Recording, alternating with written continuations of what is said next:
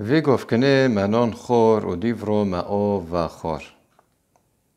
بیا و به کجارک دن امبرچینو بن. آن جارک دن امتینو بن.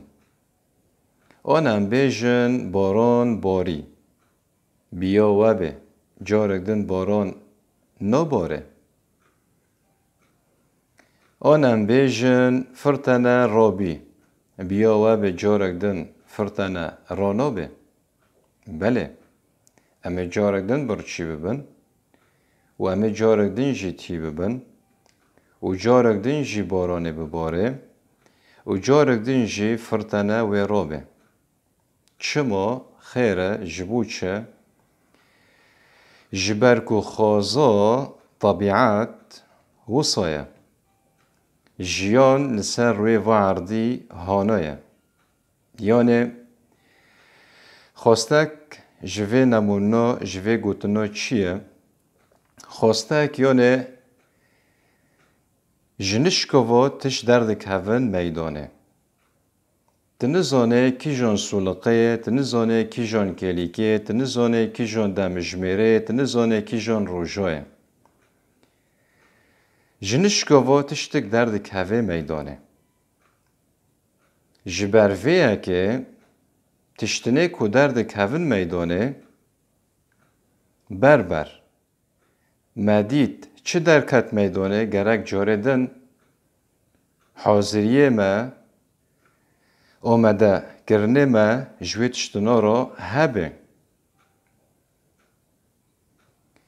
هگر حاضریه ما را آمده کرنه ما را جوی تشتنا را تنبه دمه و تشتنا چه دبن امه تم لخواب حیرون امن زانن امه چه بکن.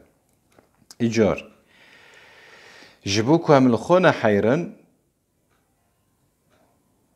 گرک بربر مرا ریکو پیکن جوی تشتنا را چه بکن. یعنی نه هم اوه گفت کنه نان خور. سولقه پیشه دا، کلیکه پیشه دا، دمجمره پیشه دا. یعنی نیف ساعت کی دنه، 2 ساعتی دنه، 4 ساعتی دنه.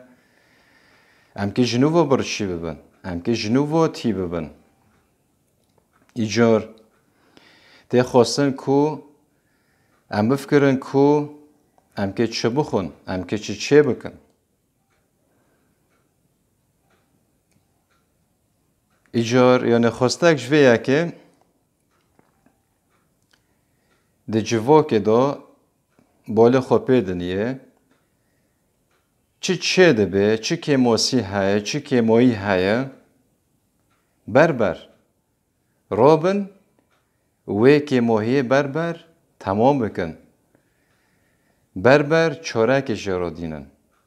هگر امو سانه کن 40 سالی دنجی امی راس هفته وارن امی سکن دیسان و گوتنا ده بیشن. خیره ما چاره جرا ندید.